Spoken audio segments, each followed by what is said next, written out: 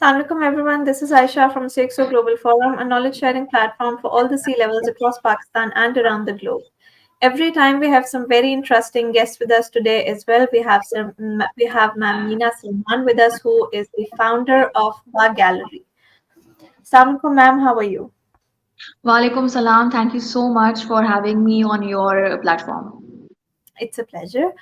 I would like to start off with your background. So, can you please share a bit about your background and your journey that led you to become the founder of Bar Gallery?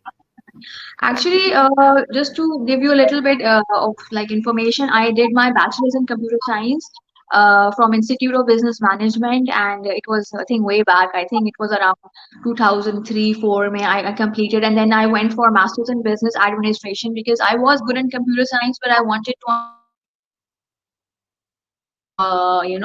how the whole business industry works. So I did my business administration with masters kiya, and then uske baad I was working with Mindshare. I worked there as a media planner. I worked for quite like very less time. I think it was like for 1 year.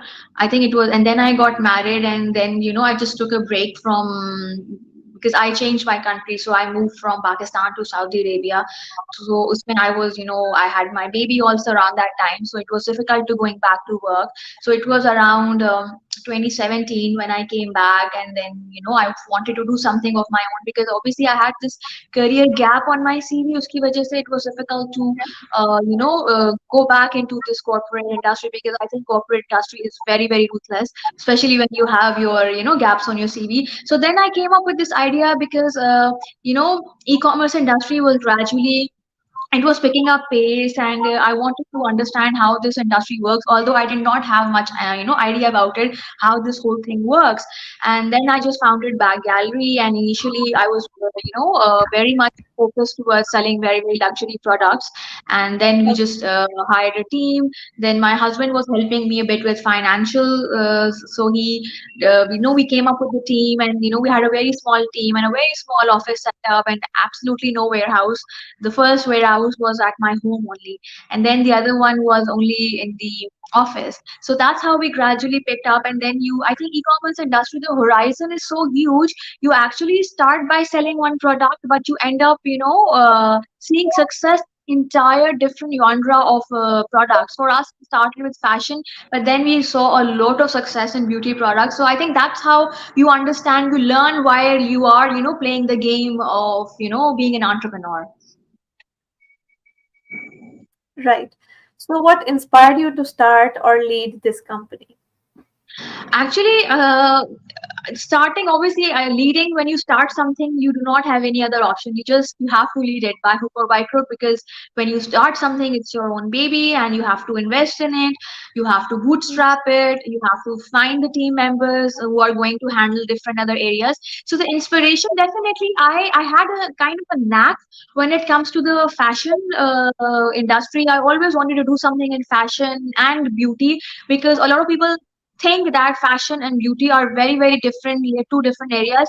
But I think when you talk about from customers perspective, like, I think both go hand in hand, especially when you are going out. When I'm sure you must be going out, first you decide your outfit. Okay, this is I'm going to wear, and this is the occasion, and then you come up, this is how my look is going to be, this is makeup and skincare, I will be doing it this way. So I think that's what led me, because I was always interested in this kind of this beauty and fashion industry. But growing up, when I was young, back in 2000s, early 2000s, it was a very very बिल्कुल इसको isolate किया गया था. This industry was not kind of amalgamated with the mainstream industry. Only people who are going to learn and understand fashion सिर्फ वही उसमें जा सकते हैं. But now we've seen, with the advent of social media and penetration, and people are more and more coming into it. People are doctors, and they have launched their clothing brands also. So this is how the industry is evolved, and that's the beauty of I think today's times, when things are very very much evolving, and there is, everybody can become anything.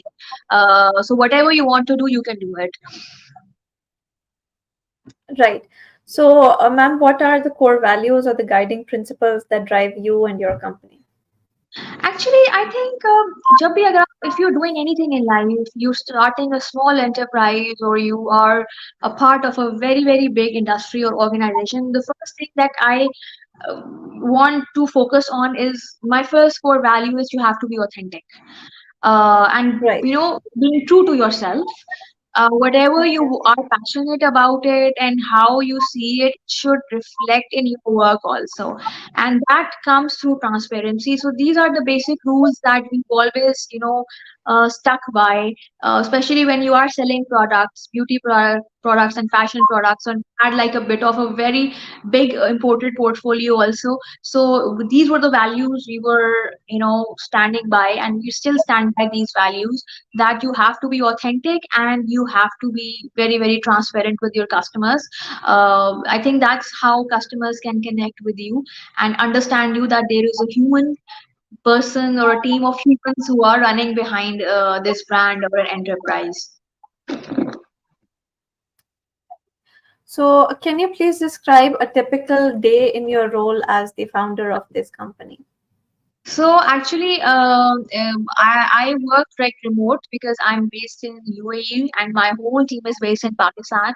So my whole day is basically, it's working through online meetings and WhatsApp messages and voice notes and all that. So it's just like I'm out and about, something urgent comes up. So I always carry these headphones. So kabhi bhi kahin bhi you have to listen to and be a part of the meeting. So but my whole team, obviously, it's not it's me, and there are a lot of other team members also who are handling the other core areas like supply chain and the commercials and other things also, like in like business partners and all that. So they are very much ingrained with what they're doing. They were pretty much hands on, and yeah, marketing also. So I'm constantly back and forth with them, and whenever they need me, so I'm there to help them and guide them and be there with them. Right. So, can you please share some examples of significant achievements or successful initiatives that you have led? Uh, I think first of all, obviously starting this enterprise, I think something that was pretty much started from my couch, from my home, to becoming a household name in Pakistan, especially when you talk about authentic beauty and fashion products. So I think it's an achievement on its own. And when I look back, I still I'm not been able to, I it's kind it feels like a dream that how this happened and how everything fell into place. But other than that, I think there are a lot of other things, but starting Vibe, my own Bag Galleries, under Bag Galleries umbrella, our fashion brand Vibe was pretty much something that was always my dream to have an own private label. So these are the few things, and obviously guiding them in marketing, because when you're the founder, you're everywhere. You're looking after customer service also, and you're looking after other things Right. also, launching brands and kind of marketing activities that I did with my team members, and making them part of it, and founding the Bag Gallery Care, kind of a wing where we worked with a lot of other organizations like TCF, and the few other organizations we worked there. So these are the few things I think that kind of make me feel happy that yeah, I played my little part. Right. So, how do you stay updated on the trends and technologies that which are changing rapidly? So, for that, it is very much important that you understand the industry. Obviously, I do a lot of like reading online. I kind of explore what's happening, and I think LinkedIn is a great way of understanding.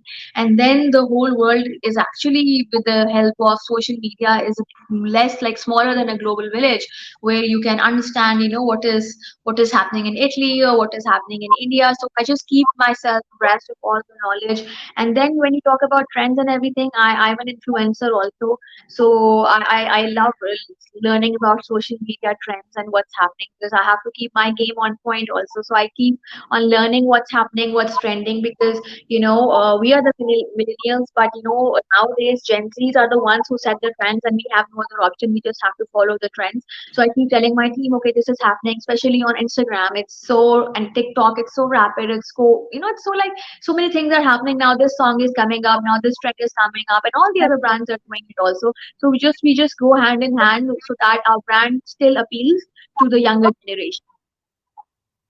Right. So, what do you believe sets your company apart from the other companies in your industry? I think resilience. Okay. Resilience is something that we kind of stuck by. Things have gone like haywire in Pakistan. It's kind of a very volatile industry, especially consider the socio-economic conditions. So the only thing that has helped us was, being resilient, because a lot of people started with what we were doing. And obviously, when you are kind of a pioneer, people want to follow your footsteps, and there is no harm in it. There is no shame in it. I mean, it's good that other people wanted to do the same thing, but there were very few who were able to survive, and we were the ones who we did quite well, alhamdulillah for that. And I think it was very much to our resilience and perseverance that we were there, we stuck by, we were we took the tide, we were part of it. When the tide was very high, just have to hold on to yourself, kind of revise with your original practices, come up with the plan b is failing, c, d, e, so you have different kind of plans, and you just have to go with the flow instead of just getting scared. That is something that kept us rolling in all these times. Right. So, ma'am, how do you foster collaboration and communication within your team, your clients, or your partners? Actually, I don't handle the partners now, because there's a team who do that on a regular basis. But with my team, yeah, I mean, I'm constantly there. I think there is a group that we have from past so many years, and there has not been a single day when we don't discuss things. I think I talk to my team members more than I talk to my own family. So it's just we're constantly communicating, sharing ideas, plans, what's happening, what's next. I'm very open when it comes to communication. I mean, if I do not understand anything, I don't shy away from asking naive questions. Like, I mean, I think that no question is a stupid question. I mean, I kind of broke that barrier, and I'm learning a lot from my team members also. They keep sharing, new things, and I think they're younger and they are more, advanced. So the communication has always been open, and I'm not shy away to ask questions and how things happen, and what are the fears. So we just keep on discussing that a lot. So I think I'm very close to them. So that is something, because they're like more than team members, they're like part of family. I call them Bagallery family. So it just kind of, the whole business, it just runs in my nerves. So we constantly talking back and forth, and thinking of ways to improve, or if some problem occurs, how to handle that. So we all are very, very, very much connected with each other at all times. Right. So, ma'am, what are the challenges that you face in your current role and how would you address them? I think there are challenges. I think being a female founder, now things are getting pretty much better. But I talk 3 4 years from now, it was difficult to be seen, or to be taken seriously, or to be heard as a general. So that kind of base has been broken, but because a lot of female founded businesses have come in, and more power to every female entrepreneur who's trying to do something. Challenges, yes, I think my working remotely has been a challenge for me. But again, when teams is there, you're all connected all the time. Sometimes you kind of miss on something that is happening on ground. So yeah, that is one of the biggest challenges that I face, but nothing that I have not been able to overcome. Right. So, outside of work, what are some of your interests or hobbies that you're passionate about? That's quite. I mean, I used to have hobbies, but now, I mean, my son he's going to be 16 soon. He's 16 years old. So I think, and I have only one child. So I like to spend time with him, try to learn things from him. These younger generation, they are so well equipped, and they have so many beautiful ways of, launching their own startups. So I spend time with him, with my family. I am a beauty influencer also. I create a lot of beauty content. So I think a lot of time goes in that. And then typical maybe on Sundays Netflix and chill. So I think time is running so fast, like you don't even know, you get like one weekend is done and you don't even know the next weekend. For example, like I was done with Sunday a few days ago, and then now again, we're standing for the next weekend. So time is running so fast. So I think those days when we used to go, used to have all these hobbies, and you actually used to do something or the other. Yeah, I do enjoy cooking from time to time. So these are the few things. I like to feed my family. So these are the things that I pretty much takes up my whole day. Right.